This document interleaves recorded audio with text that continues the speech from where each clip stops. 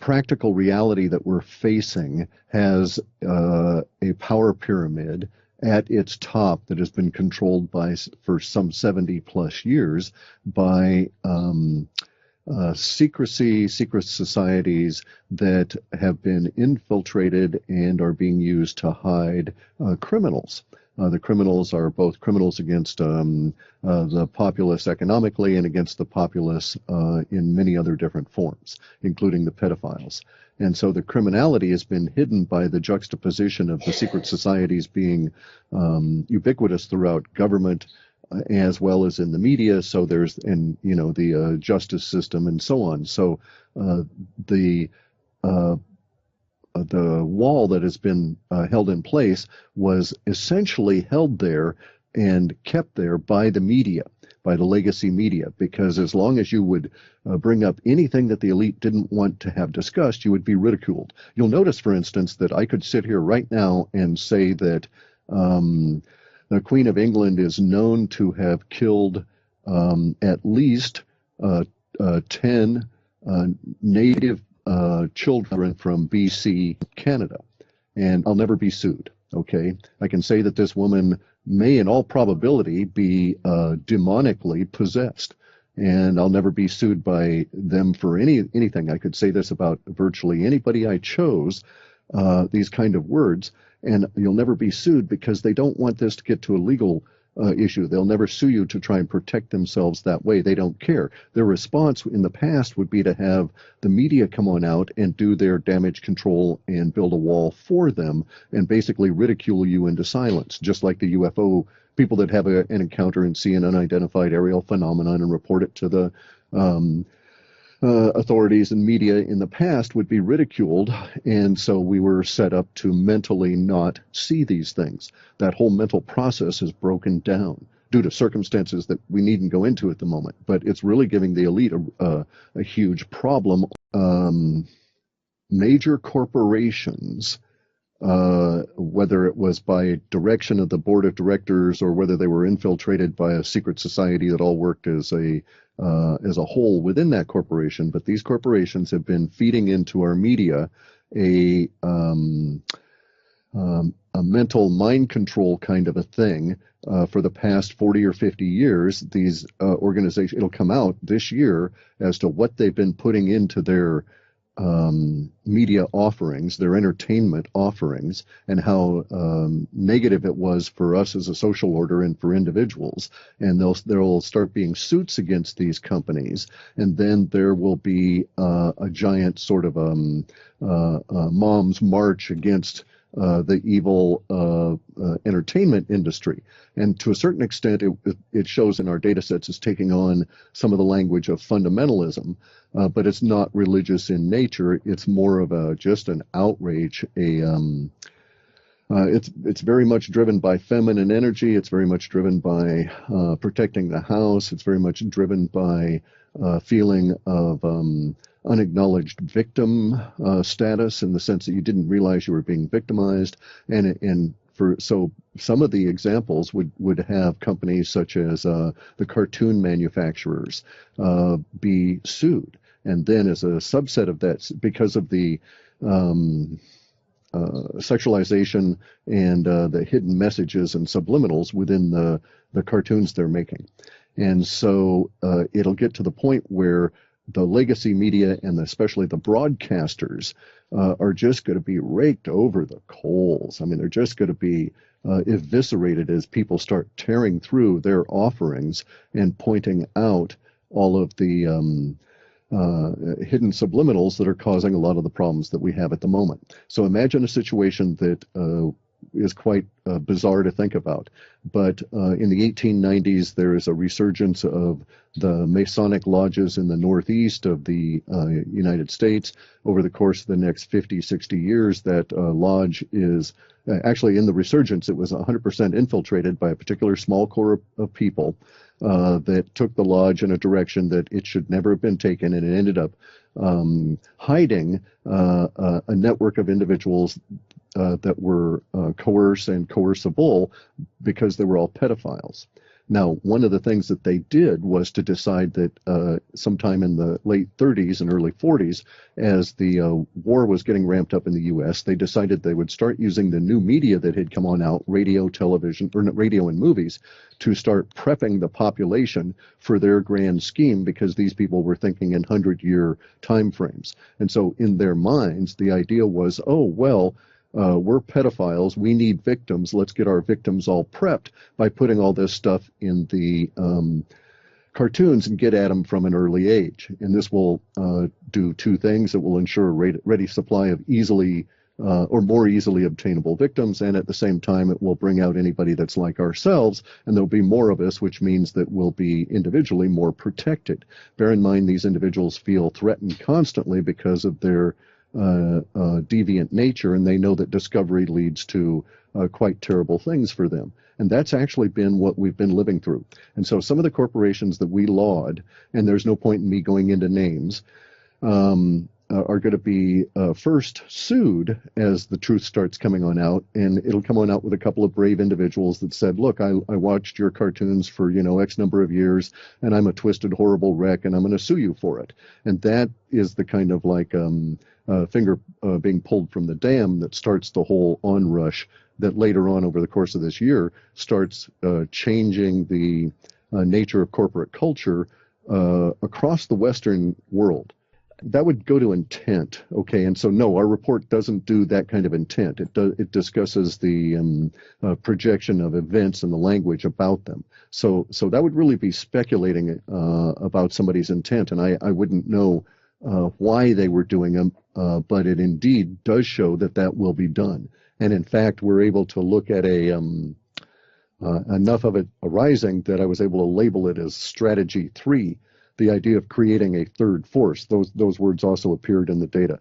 And the idea is that if we had Faction A and Faction B, Faction A is now the disloyal opposition and is going to cause problems for the new ascendant Faction B. One way to derail Faction A would be to take a large chunk of their popular support and create a third force that was not necessarily opposed to Faction B because it had been liberated by some level of truth. And that's at least the thinking that's being illustrated in the report.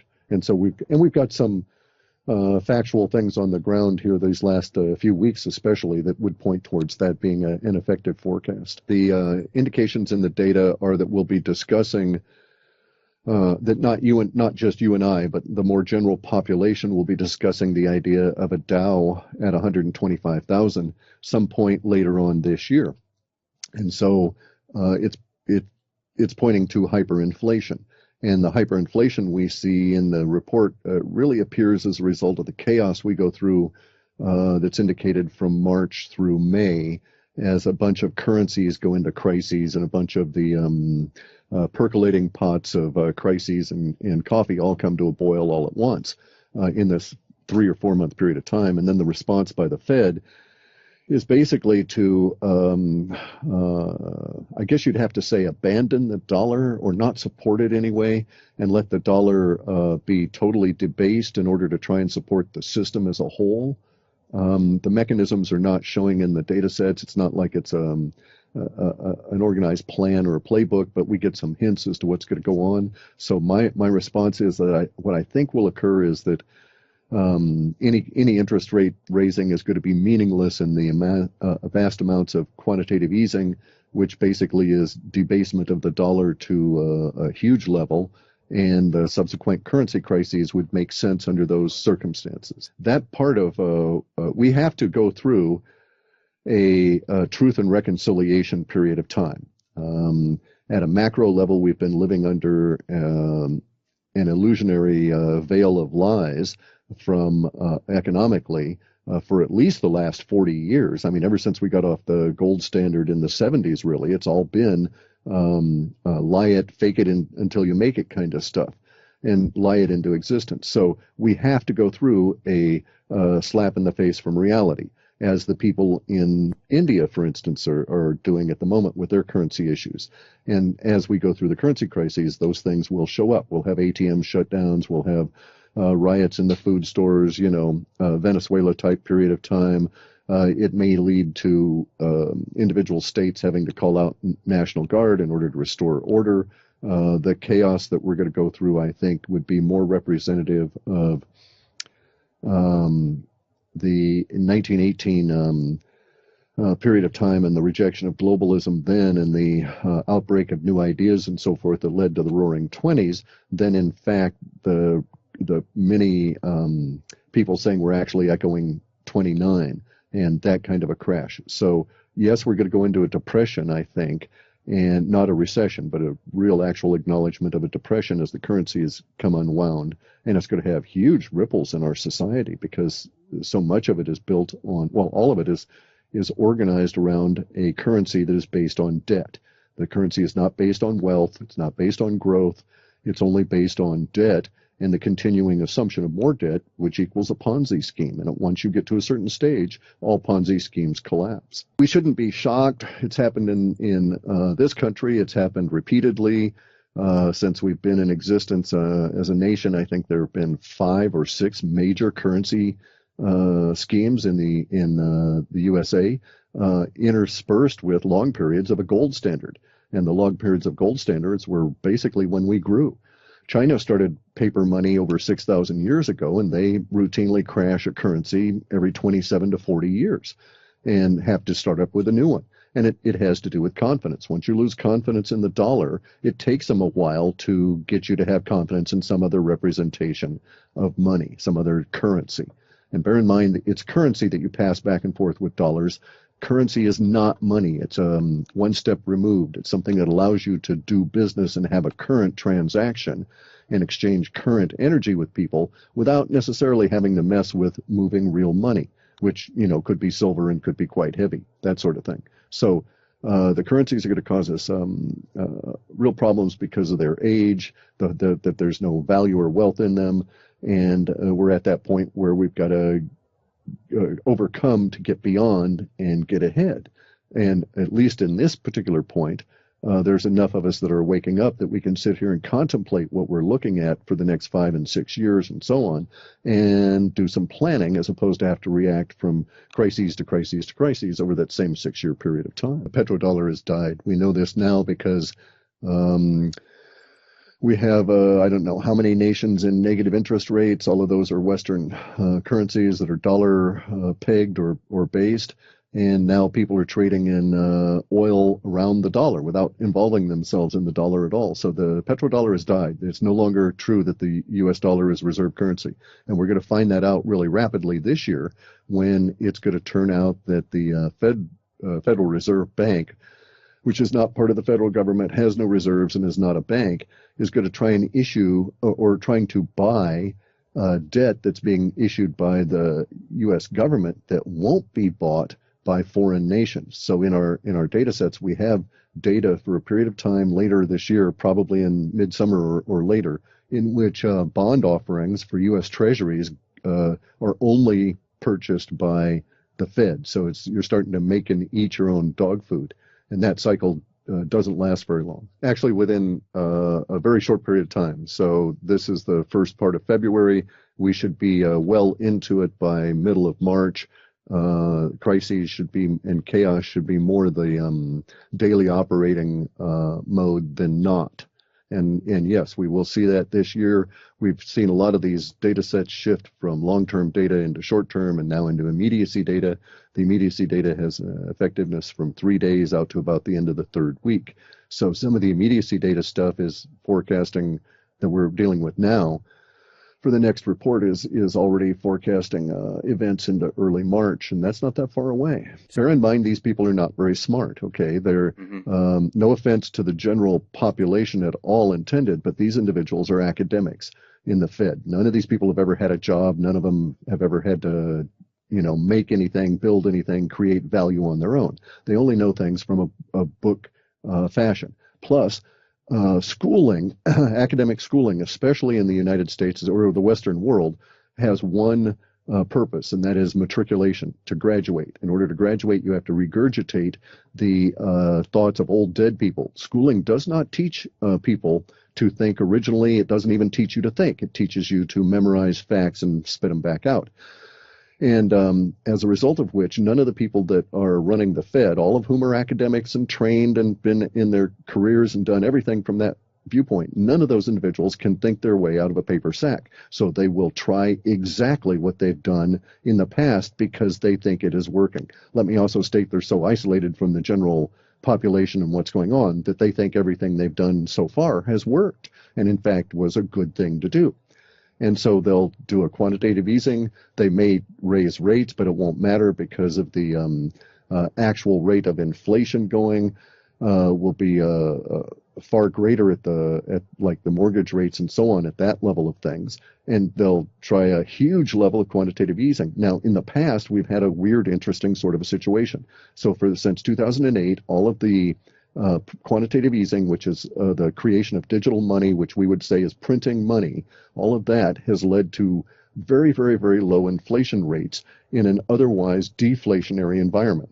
And so this has occurred because the Fed set themselves up for it. They told all the banks out there, basically, they said, give us your assets, your excess reserves, and we'll give you money for it. And so the banks, not being stupid, they gamed the system, and they would get money from the Fed, and they would use it to acquire excess reserves, which they would then give to the Fed as collateral to get more money. So the banks never loaned money into the system at all. And so the Fed at that time was forced to keep lowering rates in order to keep the system going until they eventually got to the point where we're at now, where they're considering negative rates. And so they decided in 2015 that they were going to try the opposite and try and lever themselves out the way they've done in all previous crises. But in all previous crises, they've never ever had this excessive reserves stash and we'll give you cash policy. So that led to this circuitous eating of money that didn't get into the general population. Thus, we only had marginal inflation in those things that we really need and not a generalized visible inflation everywhere. And so that's going to fall away. Plus, the media, legacy media that used to lie about all the inflation is falling away. And under these two circumstances of the excessive reserves going away because of the long-term rates going up, and therefore banks can make more money loaning money out now than they can what they used to do is they'd buy a house or take over a foreclosed house, then they'd run to the Fed and show the Fed the deed, and the Fed would give them money for holding this excessive reserve. Now they're actually inclined to say, well, look, we're only making 1% maybe on this money that we've got for this deed for the house. So we're just going to sell the house and then we'll loan that money out. And we'll make 3 and 4 and 5 and 6 and 7% as rates go up. And basically they won't recycle the excessive reserves back into the Fed anymore. And so they'll stop gaming that system. And the minute that individual banks do that, then those individual banks become conduits for that currency to start going into the general economy. And thus we're going to get to this situation where the abandonment of gaming the Fed is going to create inflation very rapidly, and the Fed will be too locked into easing, and we'll get into hyperinflation, and then they'll start trying to chase the interest rates after that, and that's when it shows as coming all unglued at the local regional bank level. So it's going to be chaotic. It's going to be wild.